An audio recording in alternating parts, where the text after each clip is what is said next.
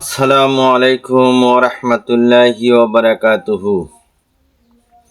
আলহামদুলিল্লাহ আলহামদুলিল্লাহি নাহমাদুহু ওয়া নাস্তাইনুহু ওয়া নাস্তাগফিরুহু ওয়া নু'মিনু বিহি ওয়া নাতাওয়াক্কালু আলাইহি ওয়া নাউযু বিল্লাহি মিন শুরুরি আনফুসিনা ওয়া মিন সাইয়্যাতি আমালিনা। من يهده الله فلا مضل له ومن يضلله فلا هادي له ونشهد أن سيدنا وسندنا وحبيبنا ومولانا محمدا عبده ورسوله الذي أرسله بالحق بشيرا ونذيرا وداعيا إلى الله بإذنه وسراجا منيرا. فقد قال الله تعالى في كلامه المجيد وفرقانه الحميد. أما بعد فأعوذ بالله من الشيطان الرجيم. بسم الله الرحمن الرحيم. فمن يعمل مثقال ذرة خيرا يره إن الله وملائكته يصلون على النبي يا أيها الذين آمنوا صلوا عليه وسلموا تسليما. صلى الله على محمد صلى الله عليه وسلم. طلع البدر علينا من ثنية البدع وذهب الشكر علينا ما دعا لله دعي صلى الله على محمد صلى الله عليه وسلم.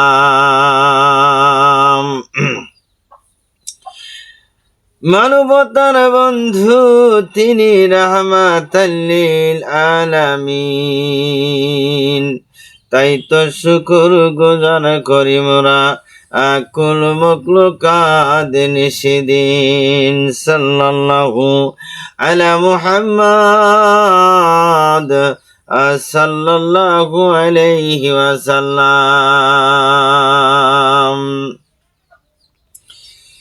আমার বন্ধুগণ ও আমার ভাইরা, ইসলামের প্রথম ভিত্তি হলো ঈমান, দ্বিতীয় ভিত্তি হলো নামাজ। নামাজ হলো আল্লাহ পাকের সামনে হাজির হওয়া, তার ডাকে সাড়া দেওয়া। আল্লাহ পাক বান্দাকে রোজবার 5 বার ডাক দেন প্রতিদিন নামাজ পড়ার জন্য। আল্লাহ পাক কোরআন শরীফের 82 জায়গায় 82 বার হুকুম করেছেন, আকিমুস সালাহ, বান্দা তোমরা নামাজ কায়েম করো। ও ভাইরা আমার, ও মা বোনেরা, আমার আপনার সন্তানকে যদি আপনি একটা হুকুম বারবার করেন এবং আপনার সন্তান যদি তা বারবার অমান্য করে, তবে আপনার তাকেও অসন্তুষ্ট হইয়া সন্তানকে বলে দেন, হে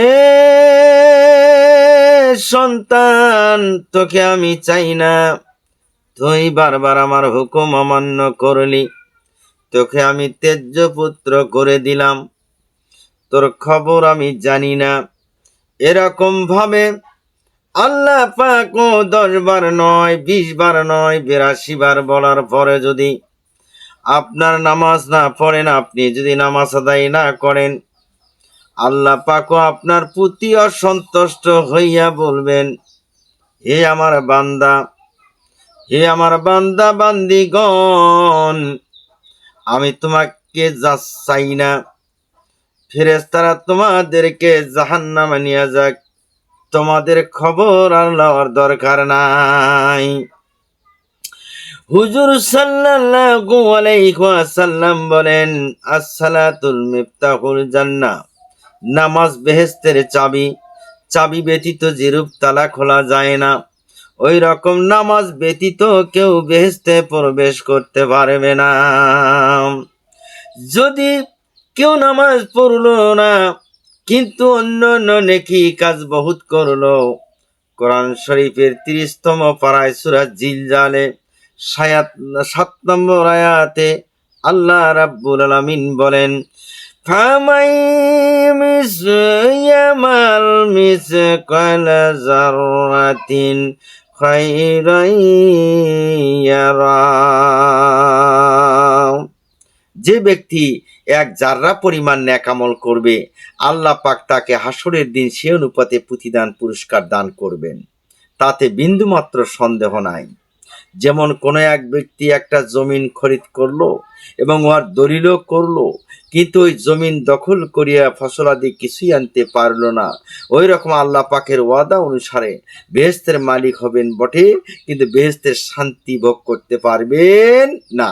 বেহেশতের মালিক হওয়া এক কথা, আর বেহেশতে প্রবেশ করে তার শান্তি পাওয়া আর এক কথা।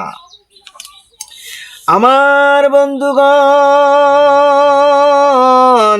বেহেশতের মালিক হইলে কি লাভ হবে যদি চাবির অভাবে প্রবেশ করতে না পারা যায়?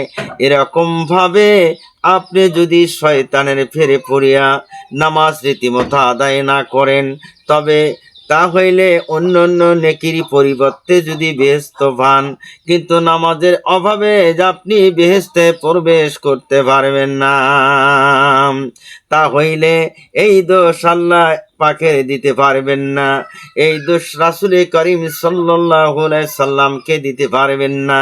কেননা তারা পূর্বেই কোরআন শরীফের মধ্যে জানিয়ে দিয়েছেন, হাদিস শরীফের মধ্যে জানিয়ে দিয়েছেন যে নামাজ পড়ো, চাবি সংগ্রহ করো।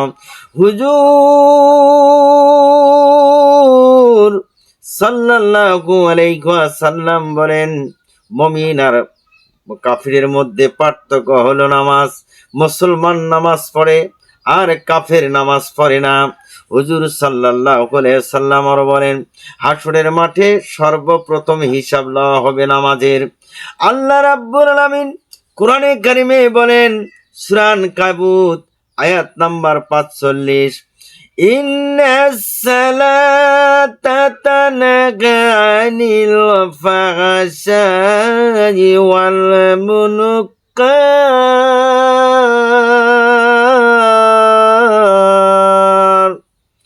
আল্লাহ রাব্বুল আলামিন বলেন, নিশ্চয় নামাজ কুফত ও খারাপ কাজ থেকে বিরত রাখে। আমার ভাইরা, হুজুর সাল্লাল্লাহু আলাইহি ওয়াসাল্লাম বলেন, যখন কোন মুসলমান ব্যক্তি আল্লাহ পাকের সন্তুষ্টির আশায় নামাজ পড়ে, তখন তার পাপ সমূহ গাছের পাতার মতো ঝরে ঝরে পড়ে। আল্লাহ পাক আমার নবীকে ডেকে বলেন, হে আমার হাবিব গো, আমি আপনার উম্মতের জন্য 5 ওয়াক্ত নামাজ ফরজ করে দিয়েছি। যে ব্যক্তি এই 5 ওয়াক্ত নামাজ রীতিমতো আদায় করবে, আমি তাকে বেহেশতে প্রবেশ করাইবার ওয়াদা দিলাম। আর যে ব্যক্তি রীতিমতো নামাজ আদায় করবে না, আমি তার জন্য দায়ী নই, অর্থাৎ সেই ব্যক্তি দোজখের মধ্যে কঠিন শাস্তি ভোগ করবে, নাউজুবিল্লাহ। আমার নবী যখন মিরাজের রাত্রে আল্লাহ পাকের সাথে দেখা করে আসতেছিলেন, তখন তিনি বললেন, আল্লাহ গো, আমি যখন দুনিয়াতে যাব, দুনিয়াতে যাওয়ার পর উম্মতরা বলবে, উম্মতের কাছে যায় যখন আমি বলবো যে আমি আল্লাহ পাকের সাথে দেখা করে আসলাম, মিরাজ করে আসলাম, 5 ওয়াক্ত নামাজ নিয়ে আসলাম, তখন আমার উম্মতরা কাঁদবে আর বলবে, আরে আমরা তো আল্লাহর সাথে দেখা করতে পারলাম না। তখন আমি কি বলবো গো আল্লাহ? আমার আল্লাহ পাক ডাক দেয়া বলেন, বন্ধুরে, হে আমার বন্ধু, আপনাকে এত উপরে তুলিয়া আমি আল্লাহ নিজে আপনার সঙ্গে দেখা করলাম। আপনার উম্মতেরা যখন নামাজের সিজদায় পড়ে যাবে, নামাজের সিজদায় যখন পড়ে যাবে, আমি আল্লাহ নিজে যাইয়া আল্লাহ আমি তাদের সঙ্গে দেখা করব। সুবহানাল্লাহ। আসসালাতু মিরাজুল মুমিনিন। নবী আমার ডেকে ডেকে বলেন, সাহাবীরা গো, ইমানদারেরা গো, ও মুসলমানেরা, তোমাদের মিরাজ হলো নামাজ। এই মিরাজের স্মরণীয় রাত্রে উম্মতের নাজাতের জন্য 5 ওয়াক্ত নামাজ রাসূল সাল্লাল্লাহু আলাইহি সাল্লাম নিয়ে আসলেন। কেহ ইচ্ছা করিয়া 1 ওয়াক্ত নামাজ কামাই দিলে ও 2,88,00,000 বছর জ্বলন্ত আগুনে জ্বলা লাগবে। ও আমার ভাইয়েরা, ও মা বোনেরা, আপনাদেরকে বলে দেই, এ আমার কথা নয়, আমার বাবার কথা নয়, সমস্ত জাহানের সর্বশ্রেষ্ঠ নবী জনাবে রাসূলুল্লাহ সাল্লাল্লাহু আলাইহি ওয়াসাল্লামের কথা। আমার বন্ধুগণ, আবুলাইস সমরকন্দি রাহমাতুল্লাহ আলাইহি কুতুল কুমুল গ্রন্থের মধ্যে বর্ণনা করেন, হুজুর সাল্লাল্লাহু আলাইহি সাল্লাম ইরশাদ করেছেন, যে ব্যক্তি জানিয়া শুনিয়া 1 ওয়াক্ত নামাজ ছাড়িয়ে দেয়, তার নামটা জাহান্নামের দরজার মধ্যে লিখে দেওয়া হবে। ও আমার ভাইয়েরা, যদি তওবা করে আল্লাহ মাফ করেন, আল্লাহ মাফ করতে পারেন। আবুল আইস সমরকন্দি রাহমাতুল্লাহ আলাইহি হযরত ইবনে আব্বাস রাদিয়াল্লাহু তাআলা থেকে বর্ণনা করেছেন, একবার হুজুর সাল্লাল্লাহু আলাইহি সাল্লাম ইরশাদ করলেন, তোমরা এই দোয়া করো, হে আল্লাহ, আমাদের মধ্যে কাউকে তুমি হতভাগ্য বঞ্চিত করিও না। অতঃপর নিজেই প্রশ্ন করলেন, তোমরা কি জানো হতভাগ্য বঞ্চিত কারা? সাহাবীগণ জানতে চাইলেন। তিনি ইরশাদ করে বললেন, যে ব্যক্তি নামাজ ছাড়িয়ে দেয় সেই হতভাগ্য বঞ্চিত, ইসলামে তার কোনো অংশ থাকবে না। সূরা জারিয়াত আয়াত নাম্বার 56। আল্লাহ রাব্বুল আলামিন কোরআনে কারিমে বলেন, ওয়ামা খালাকাতুল জিন্না ওয়াল ইনসা ইল্লা লিয়াবুদুন।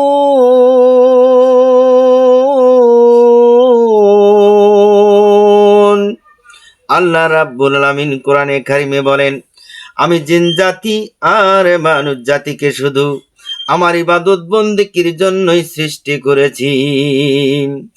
নামাজ ইমানদারদের জন্য মিরাজ সমতুল্য। আল্লাহ পাক নামাজের প্রথম সেজদায় মানুষকে জানিয়ে দিয়েছেন, তোমাদেরকে এই মাটি দিয়ে সৃষ্টি করলাম, এই মাটি দিয়েই তোমাদেরকে সৃষ্টি করেছি।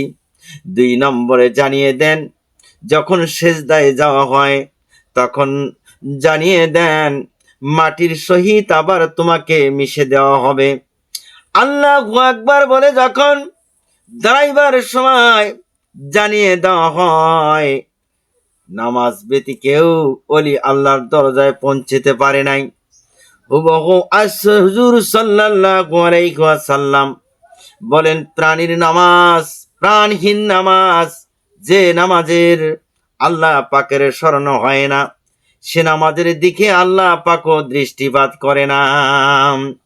আর যে নামাজে মন আল্লাহ পাকের ধ্যানে মগ্ন থাকে, আর নামাজে আরো সে ওই নামাজ পৌঁছে যায়। সুবহানাল্লাহ।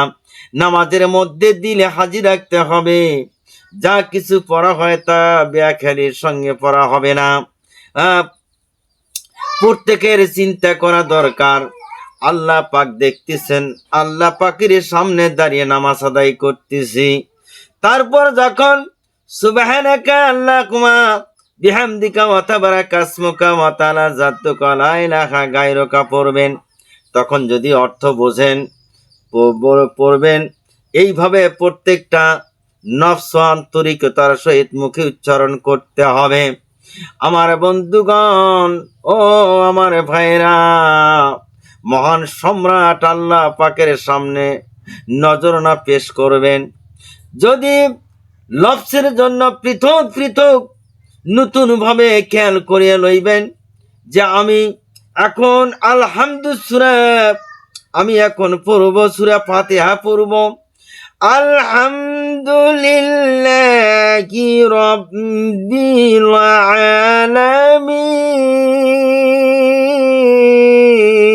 আলামিন আর রহমানির রহিম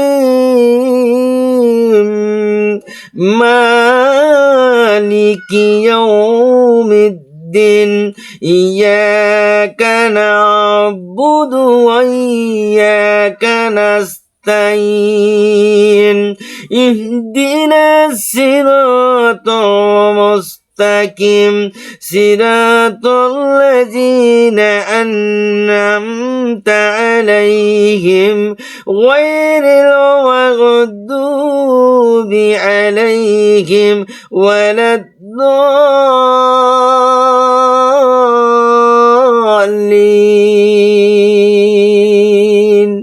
আমিন। এভাবে সুন্দর করে পড়তে হবে আমার ভাইরা। যখন কোনো সূরা তেলাওয়াত করবেন ধ্যান খেয়াল ঠিকভাবে তেলাওয়াত করবেন, এমনি একটা পড়বেন না। আল্লাহ পাকের সামনে মাথা নত করে দিবেন ভক্তি সহকারে, অতঃপর ভক্তির সহিত রুকুতে গিয়া পড়বেন সুবহানা রাব্বিয়াল আযীম, সুবহানা রাব্বিয়াল আযীম। অনেকে আছেন সুবহানাল্লাহ সুবহানাল্লাহ পড়বেন না, সুন্দর করে পড়ার চেষ্টা করবেন। অন্তত পক্ষে রুকুতে যাইয়া 3 বার আপনারা সুবহানা রাব্বিয়াল আযীম পড়বেন আমার ভাইরা। আমার ভাইরা ও আমার বন্ধুগণ, আমরা সেই রবের পবিত্রতা ঘোষণা করি যিনি বড় আমি দুর্বল। ঘাড় নইয়া দিয়া স্বীকার করবেন, হে আল্লাহ তোমার আদেশ সম্মুখে মাথা নত করলাম এবং তোমার বান্দিকে মাথার উপরে উঠাইলাম। আমার পাপিষ্ঠ দেহ তোমার দরবারে হাজির করলাম গো আল্লাহ। নিশ্চয় তোমার মহত্বের নিকট আমি নতশির।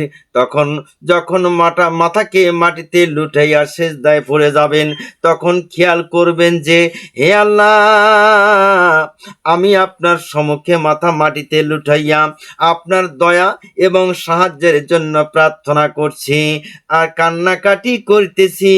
আল্লাহ তুমি আমাকে মাফ করে দিবা।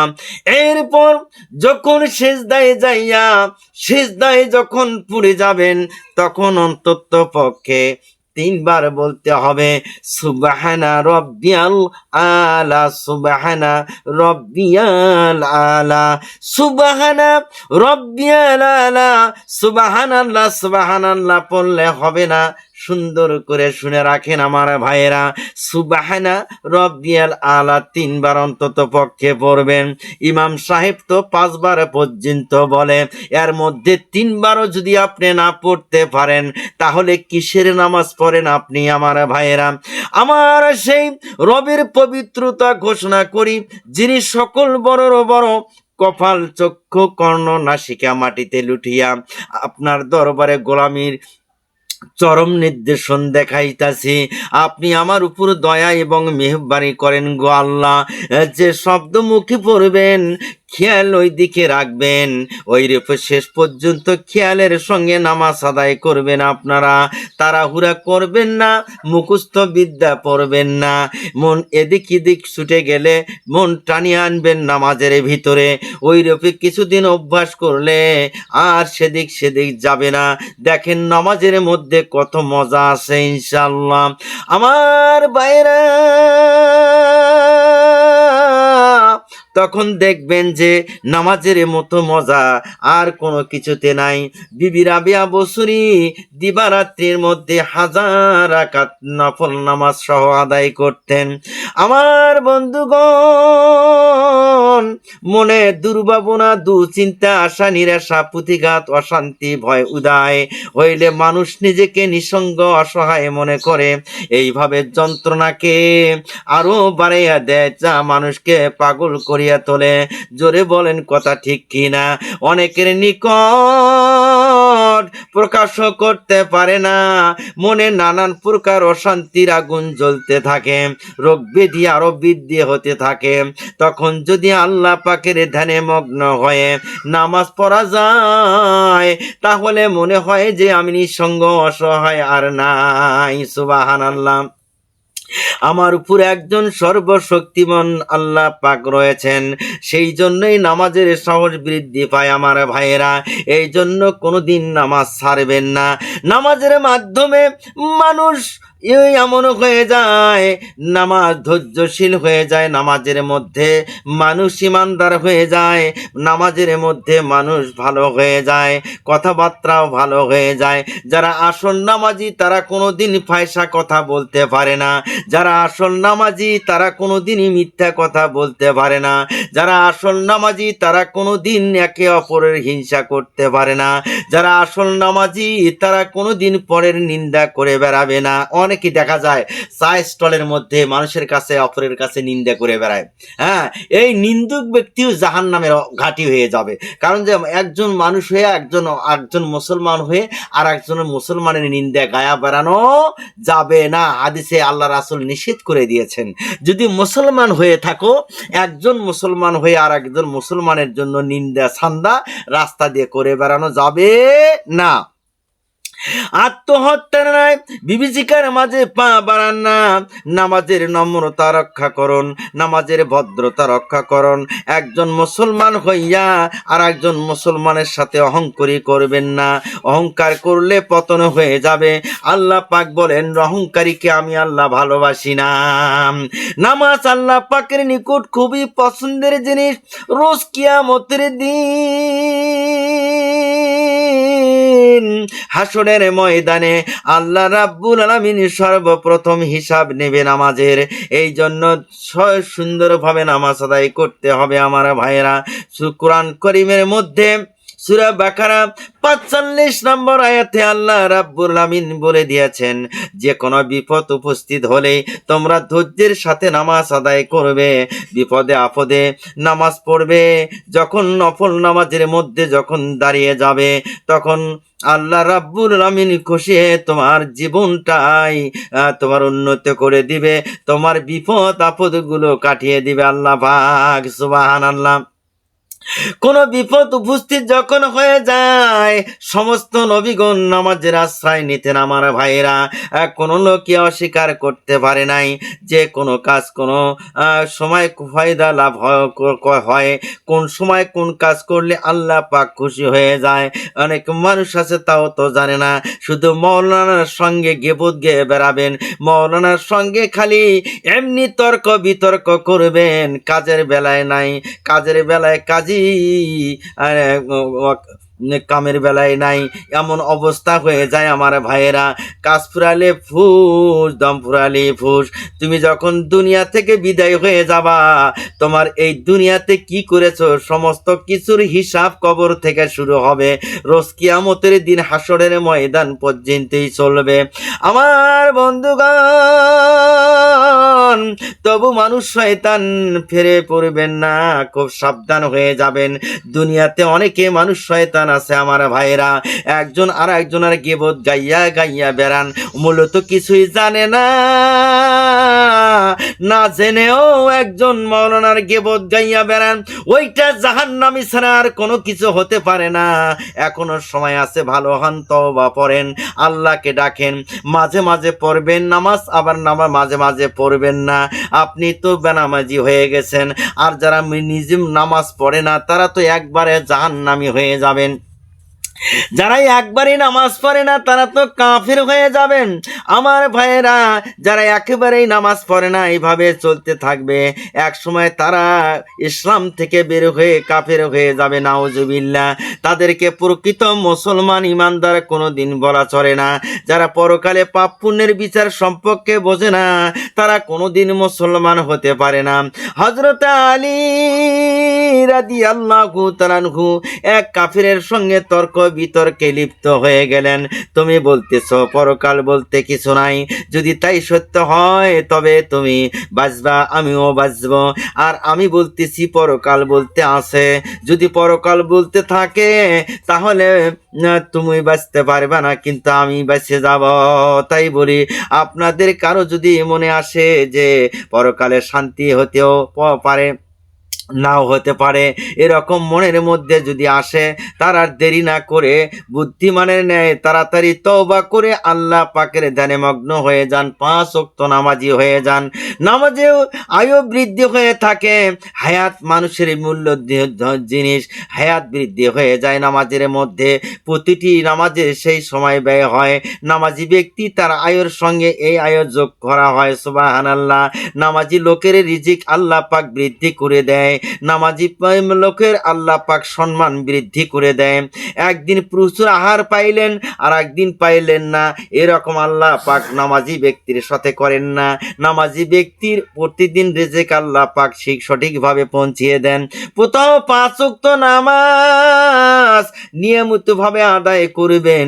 নামাজ যদি রীতিমতো আদায় না করেন তাহলে আপনি আস্তে আস্তে এমন অবস্থা শয়তান আপনাকে নিয়ে যাবে, এক পর্যায়ে ইসলাম ত্যাগ করে জাহান্নামের মধ্যে পতিত হয়ে যাবেন। নাউজুবিল্লাহ। আমার বন্ধুগণ, নামাজি ব্যক্তি কোনোদিন মিথ্যা কথা বলতে পারে না, নামাজি ব্যক্তি হারাম কাজে লিপ্ত হতে পারে না, নামাজি ব্যক্তি মুনাফিকি কোনোদিন করতে পারে না, নামাজি ব্যক্তি বেপরদায় কোনোদিন চলতে পারে না, কাউকে কষ্ট দিতে পারে না, কাহারও অন্যায়ভাবে ক্ষতি করতে পারবে না। অনেকে আছে এইদিকে নামাজও পড়েন আবার মানুষের ক্ষতি করে বেড়ান, ওইটা পাক্কা নামাজি এখনো হন নাই। আমার ভাইরা, এই ধরনের কোনো অন্যায় কাজ করতে কোনোদিন পারবেন না। যে যেমন আল্লাহ পাকের নিকট মুমিন তেমনি মানুষের চক্ষু সম্মানী। আমার ভাইয়েরা, বিশ্বাসী নামাজের এমন গুণ, তবে নামাজের মতো নামাজ হইতে হবে আমার ভাইয়েরা, নামাজের মতো নামাজ চাইতে হবে আমার ভাইয়েরা। নামাজ সঠিকভাবে পড়েন, আল্লাহকে ডাকেন, আমার আল্লাহ খুশি হইয়া জিন্দেগির গুনাহগুলো আল্লাহ পাক মাফ করে দিবেন। নামাজে শুধু এই আশা রাখবেন যে হে আল্লাহ, তুমি আমার উপর দয়া মেহেরবানি করো। এজন্য যাই নামাজে বিনয় ভাবে দাঁড়াবেন, দাঁড়িয়ে পড়বেন ইন্নী ওয়াজহুতু ওয়াজহিয়া লিল্লাযী ফাতারাস সামাওয়াতি ওয়াল আরদা হানিফা ওয়া মা কানা মিনাল মুশরিকিন। যায় নামাজে যখন দাঁড়াবেন তখন এই দোয়াটা অবশ্যই পড়বেন, কিন্তু যারা জানেন না জানার চেষ্টা করবেন। নিশ্চয় আমি আল্লাহর দিকে মুখ করলাম যিনি আকাশ পাতাল তৈরি করেছেন, নিশ্চয় আমি মুশরিকগণের দলভুক্ত নই। এই বাংলাটাও জানার চেষ্টা করবেন আমার ভাইরা। তারপর আদবের সহিত আল্লাহু আকবার বলে নিয়াত বান্ধিবেন। আমার ভাইয়েরা, আল্লাহু আকবার বলে যখন নিয়াত বান্ধিবেন তখন আপনারা পড়বেন সুবহানাকা আল্লাহুম্মা ওয়া বিহামদিকা ওয়া তাবারাকা ইসমুকা ওয়া তাআলা জাদ্দুকা ওয়া লা ইলাহা গায়রুকা।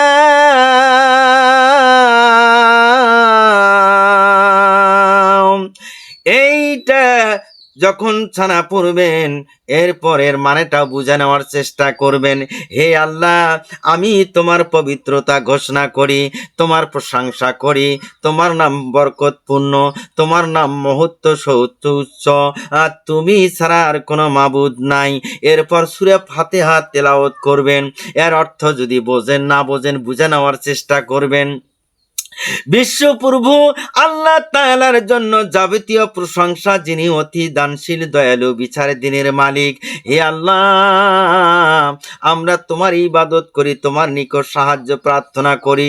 যাদের উপর তুমি সন্তুষ্ট হয়েছ তাদের পথে আমাদেরকে পরিচালিত করাও, আর যারা তোমার অভিশপ্ত হয়েছে সকল পথ বিপদে চলিয়ে গেছে তাদের পথে আমাদেরকে পরিচালনা করিও না। হে আল্লাহ, তুমি আমাদের মোনাজাত কবুল আর মঞ্জুর করে নাও। রুকু হইতে উঠবার সময় পড়বেন সামি আল্লাহু লিমান হামিদা। অনেকে বলেন সামি আল্লাহ লিমান হামিদা, নাউজুবিল্লাহ, এটা আসলে তার ঠিক হয় না। খুব সাবধান হয়ে যান। ইমামতিও যদি করা লাগে এই জিনিসগুলো ভালো করে শিখে দিতে হবে। সামি আল্লাহু, তারপরে লিমান হামিদা, সামি আল্লাহু লিমান হামিদা। আমার ভাইয়েরা, এর অর্থ হলো যে আল্লাহর প্রশংসা করে আল্লাহ তার ডাকে শোনেন।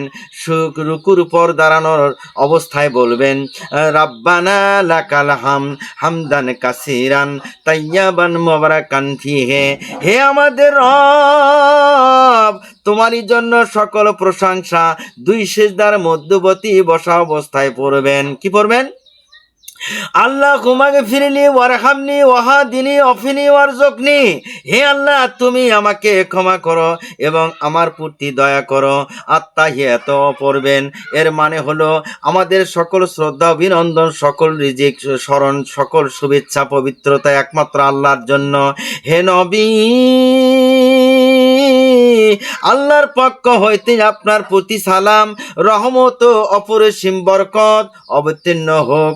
ওহে প্রভু, তোমার সালাম হোক আমাদের সকলের প্রতি এবং তোমার সকল নেককার বান্দার প্রতি। আমি সাক্ষ্য দেই যে নিশ্চয় হযরত মুহাম্মদ সাল্লাল্লাহু আলাইহি ওয়াসাল্লাম আল্লাহ রাসূল এবং বান্দা, প্রেরিত বান্দা। দরুদের অর্থ, হে আল্লাহ, তুমি হযরত মুহাম্মদ সাল্লাল্লাহু আলাইহি ওয়াসাল্লাম ও তার বংশধরের উপর অনুগ্রহ করো, যেরূপ তুমি অনুগ্রহ করেছ হযরত ইব্রাহিম আলাইহিস সালামের বংশধরের উপর। নিশ্চয় তুমি প্রশংসিত, সম্মানিত। হে আল্লাহ,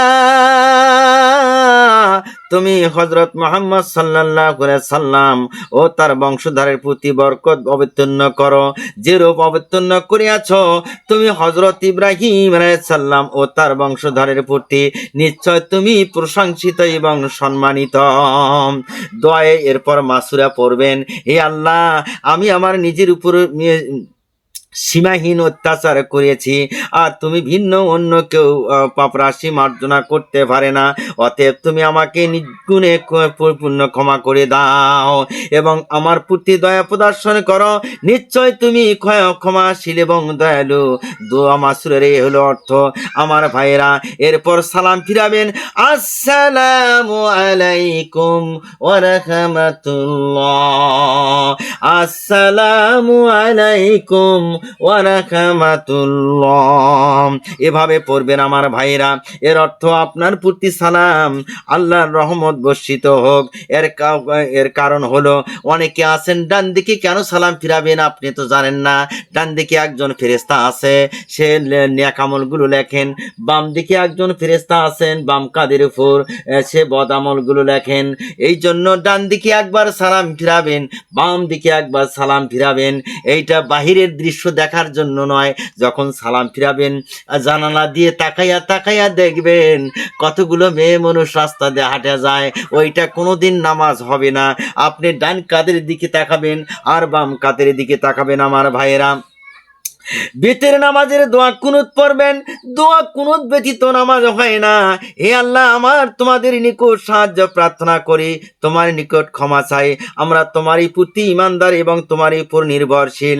আমরা তোমার সর্বোত্তম প্রশংসাকারী, তোমারই কৃতজ্ঞতা প্রকাশ করি। তোমার কোনো দানই আমাদের অস্বীকার করি না। তোমার অবাধ্যতের সহিত আমাদের কোনো সম্পর্ক নাই, তাদের ক্ষমা বর্জন করি। হে আল্লাহ, আমরা একমাত্র তোমারই ইবাদত করি, তোমারই গোলামি করি, তোমার জন্য নামাজ পড়ি, তোমাকে সিজদা করি। তোমার নিকট যাওয়ার জন্যই আমাদের সকল প্রচেষ্টা এবং সাধনা। কেবল তোমাকেই রহমত আমার কামনা করি গো আল্লাহ। তোমার রহমতে আমরা কামনা করি, তোমার আযাবকে আমরা ভয় করি। তোমার আযাব তো কেবল কাফেরদের জন্য। এইভাবে নামাজ আমরা আল্লাহর সহিত কথাবার্তা বলতে থাকি। নামাজের প্রতিটা কথা ও কাজে অসংখ্য সৌন্দর্য রয়েছে আমার ভাইরা। এই জন্য নামাজকে মুমিনের মিরাজ বলা হয়। নামাজে 12,000 বিষয় রয়েছে নামাজের ভিতরে। কত হাজার? 12,000 বিষয় নামাজের মধ্যে আছে। তা আল্লাহ পাক 12টি বস্তুর মধ্যে সংরক্ষিত করে দিয়েছেন মানুষকে বোঝার জন্য। 1 নম্বর এলেম। হুজুর সাল্লাল্লাহু আলাইহি ওয়াসাল্লাম বলেন, মূর্খতার সহিত বেশি আমল করার চেয়ে এলেমের সহিত অল্প আমলে উত্তম হয়ে যায়। 2 নম্বর ওযু করতে হবে। 3 নম্বর কাপড় পাক থাকতে হবে। 4 নম্বর সময় হওয়া থাকতে হবে। 5 নম্বর কেবলামুখী হতে হবে। 6 নম্বর নিয়ত করতে হবে। 7 নম্বর তাকবীর অর্থাৎ আল্লাহু আকবার বলতে হবে, এই বলে নিয়ত বান্ধিতে হবে। 8 নম্বর দাঁড়িয়ে নামাজ পড়তে হবে। 9 নম্বর সূরা পড়তে হবে। 10 নম্বর রুকু করতে হবে। 11 নম্বর সেজদা করতে হবে। 12 নম্বর আত্মিহাতের জন্য শেষ বৈঠকে বসতে হবে। এলেমের 3টা অংশ আছে আমার ভাইরা, অনেকে জানেন অনেকে জানেন না, ভালো করে জেনে নাও। 1 নম্বর ফরজ এবং সুন্নতকে ভিন্ন ভিন্নভাবে জানতে হবে। 2 নম্বর ওযু ও নামাজের ভিতরে কয়টি ফরজ কয়টি সুন্নত আছে তা আপনাকে জানতে হবে। 3 নম্বর শয়তান নামাজের মধ্যে কি কি বিঘ্ন সৃষ্টি করে তা আপনাকে জেনে নিতে হবে। ওযুর মধ্যে আবার 3টা অংশ আছে আমার ভাইরা, ও আমার মা বোনেরা ভালো করে শুনে রাখেন। ওযুর মধ্যে 3টা কি কি অংশ আছে। 1 নম্বর অন্তরকে হিংসা হইতে পবিত্র করতে হবে। 2 নম্বর বাহিরের অঙ্গকে গুনাহ হইতে মুক্ত রাখতে হবে। 3 নম্বর পানি খুব কম বা বেশি ব্যবহার না করা। পোশাকের মধ্যে 3টা বিষয় আছে আমার ভাইয়েরা। 1 নম্বর হালাল পোশাক পরিধান করতে হবে। 2 নম্বর পাক সাফ থাকতে হবে। 3 নম্বর সুন্নত তরিকা মতো সত্তর রাখতে হবে। আর সময়ের মধ্যেও 3টা বিষয় আছে আমার ভাইয়েরা। 1 নম্বর ঘড়ির প্রতি লক্ষ্য রাখতে হবে। 2 নম্বর আজানের প্রতি লক্ষ্য রাখতে হবে। 3 নম্বর নামাজের ওয়াক্তের প্রতি লক্ষ্য রাখতে হবে। কেবলামুখী হওয়ার ব্যাপারেও 3টা বিষয় আছে আমার ভাইয়েরা। 1 নম্বর জাহিরি শরিকি কেবলার দিকে ফিরিয়ে রাখতে হবে। অন্তরকে আল্লাহর দিকে রুজু করতে হবে। 3 নম্বর মনিবের সম্মুখে যেভাবে অবনত মস্তকে থাকতে হয় সেইভাবে আল্লাহর সামনে থাকতে হবে। নিয়তের মধ্যে 3টা বিষয় আছে। 1 নম্বর যে ওয়াক্তের নামাজ পড়বেন তার সঠিক খেয়াল রাখতে হবে। 2 নম্বর এইরূপ মনে করো যে আমি আল্লাহর সামনে দাঁড়িয়ে আছি, তিনি দেখতেছেন। 3 নম্বর ইয়া মনে করতে হবে আল্লাহ পাক আমার অন্তরের অবস্থা খুঁজে খুঁজে দেখতেছেন। আল্লাহু আকবার বলার সময় 3টে বিষয় আছে আমার ভাইয়েরা। 1 নম্বর আল্লাহ খুব বড় এবং কথা স্মরণ রাখতে হবে। 2 নম্বর উভয় হাত কাঁধ পর্যন্ত উঠাতে হবে। 3 নম্বর এই কথা মনে করা যে আল্লাহ ব্যতীত সবকিছুকে ত্যাগ করলাম, আল্লাহর সামনে দণ্ডায়মান হয়ে গেলাম। আমার ভাইয়েরা, কিয়ামের মধ্যে আরো 3টা জিনিস আছে, অনেকে জানেন অনেকে জানেন না। 1 নম্বর দৃষ্টি সিজদার জায়গায় রাখতে হবে। 2 নম্বর মনে মনে আল্লাহর সামনে দাঁড়িয়ে আছি কল্পনা করতে হবে। 3 নম্বর অন্য কোনো দিকেই ধ্যান ধারণা করা যাবে না। যে ব্যক্তি এদিক ওদিক খেয়াল করে তার তুলনা ওই ব্যক্তির মতো যে অনেক খোসামত করিয়াও দারওয়ানকে বাধা করিয়া বাদশার দরবারে হাজির হইল, কিন্তু বাদশা যখন তার বক্তব্য শুনিবার জন্য মনোযোগ দিল তখন সে এদিক ওদিক খেয়াল করতে লাগলো। এই অবস্থায় বাদশা তার বক্তব্য কিভাবে শুনবে? আমার ভাইয়েরা, কোরআন তেলাওয়াতের মধ্যে 3টা বিষয় আছে আমার ভাইয়েরা। অনেকে আছেন কিছুই জানেন না, মৌলবীর কাছে শর্মে তো যায় না। ও ভাইয়েরা আমার, ও মা বোনেরা, ভালো করে শুনে রাখেন, ভালো করে শুনে রাখেন। কোরআন তেলাওয়াতের মধ্যে 3টা বিষয় আছে, যারা জানেন না তারা জেনে নেওয়া অবশ্যই দরকার। বেহুদের মতো কোরআন শরীফ পড়বা, বেহুদের মতো কোরআন শরীফ খুলবা, এতে গুনাহ হবে না, নেকামল হবে, নিজে তো ভালো জানেন না, এই জন্য অবশ্যই জেনে নেওয়ার দরকার আছে। 1 নাম্বার শুদ্ধরূপে কোরআনে কারিম পাঠ করতে হবে। 2 নম্বর অর্থে পূর্তি খেয়াল রাখতে হবে। 3 নম্বর যা পড়বা তা আমল করার চেষ্টা করবা। এমনি এমনি নাসার বান্দার মতো শুধু নাটক দেখাইলে কোনো কাজ হবে না। আমার ভাইরা, রুকুতেও আমার 3টা বিষয় আছে। 1 নম্বর রুকুর মধ্যে যেই পরিমাণ ঝুঁকিয়া যাতে হাঁটু পর্যন্ত পৌঁছে যায়। অনেকে আছেন রুকু করবার পারে না, কোমরটা একটু যে হালাইবে সেটা হালাইতে পারে না, এতে আপনার নামাজ হবে না। 2 নম্বর হাতের আঙ্গুলি হাঁটুর উপরে শক্ত করে ধরতে হবে। পেছন দিক থেকে কেউ যদি আপনাকে ধাক্কা মারে তবু আপনি পড়বেন না। যদি রুকু রুকুতে যান আর শক্ত করে হাঁটুটা ধরে রাখেন। 3 নাম্বার, আজমতের সহিত তাসবিহগুলো পাঠ করতে হবে, বেখেয়ালির মতো তাসবিহগুলো পাঠ করা যাবে না। সেজদার মধ্যে আবার 3টা বিষয় আছে আমার ভাইয়েরা, ও মা বোনেরা, আপনাদেরকে বলে যাই ভালো করে শুনে রাখেন। সেজদার মধ্যে 3টা বিষয় আছে। 1 নম্বর, পেট রানের সঙ্গে লাগাইয়া রাখতে হবে, বাহু বগলের সঙ্গে মিলিয়ে রাখতে হবে। 3 নম্বর, আজমতের সহিত তাসবিহগুলো পাঠ করতে হবে। মা বোনদের উদ্দেশ্যে বলে যাই, বসার মধ্যে আবার 3টা বিষয় আছে। শুধু এমনি নামাজ পড়লে হবে না, ভালো করে জিনিসগুলো জেনে রাখতে হবে। বসার মধ্যে 3টা বিষয় আছে। উরু মাটির লাগাইয়া রাখতে হবে, উভয় পায়ের পাতা ডান দিকে বাহির করিয়া দিবেন, ডান রান বাম রানের সঙ্গে এক কোনায় মাটির সঙ্গে মিলিয়ে রাখবেন, ডান নালা বাম নালার উপরে রাখবেন। 3 নম্বর হলো অর্থের প্রতি লক্ষ্য রাখতে হবে, কারণ উহাতে হুজুর সাল্লাল্লাহু আলাইহি সাল্লামের উপর সালাম ও মুমিনদের জন্য দোয়া রইয়াছে। সালাম ফিরাইবার সময় ফেরেশতা উভয় পাশের লোক সকলের জন্য নিয়ত করতে হবে। আমার বন্ধুগণ, ইখলাসের মধ্যে 3টে অংশ আছে। 1 নম্বর, একমাত্র আল্লাহর সন্তুষ্টির যুদ্ধে সেই নামাজ পড়তে হবে। 2 নম্বর, ঈমান সাথে নামাজ পড়তে হবে, তাওহীদের সাথে নামাজ পড়তে হবে। 3 নম্বর, সওয়াবের আশা রাখতে হবে যে আমি যে নামাজ পড়তেছি আল্লাহ পাক অবশ্যই আমাকে সওয়াব দিবেন। এমনি এমনি মানুষ দেখানো নামাজ পড়লে কাজ হবে না। শুধু মানুষ দেখানো নামাজ পড়লে আল্লাহ পাক বেজার হইয়া তোমার উপর আবার গুনাহ আরো বেশি করে চাপিয়ে দিবে, তখন আরো বেশি বেশি জাহান্নাম কামাই করার চেষ্টা করবা না। আমার ভাইরা, সাহাবাগণ নামাজে যখন দাঁড়াইতেন ভয়ে ভীত হইয়া পড়তেন যে আল্লাহ পাকের সামনে দাঁড়াইতাছি, আল্লাহ পাক তো আমাকে দেখতাছে, সেই আল্লাহর ইবাদত বন্দিগি করার জন্য দাঁড়াইতেছি। যখন এভাবে মনে করবেন তখন নামাজের মধ্যে কতই না একটা মজা পাবেন, তখন নামাজ পড়তে ইচ্ছা করবে, তখন নামাজ ইচ্ছা করবে। আর যুদ্ধের ময়দানে হযরত আলী রাদিয়াল্লাহু তাআলা আনহু যুদ্ধে গিয়েছিলেন, তার শরীরে অনেকগুলো তীর বিঁধে গিয়েছিল। হযরত আলী ওই তীর ধরে যদি টান দিতেন, হযরত আলী চিল্লাইতেন আর আঘাত পাইতেন। এবার হযরত আলী যখন নামাজের সেজদায় চলে যাইতেন, আল্লাহর নবী বলতেন, ও সাহাবীরা রে, হযরত আলী যখন নামাজের সেজদায় চলে যাবে তখন তীরগুলা টেনে টেনে বের করবা, হযরত আলী ওই সময় টেরও পাইবা না, তখন নামাজের হালতে থাকে। সুবহানাল্লাহ, তিনি তখন টেরও পাইতেন না।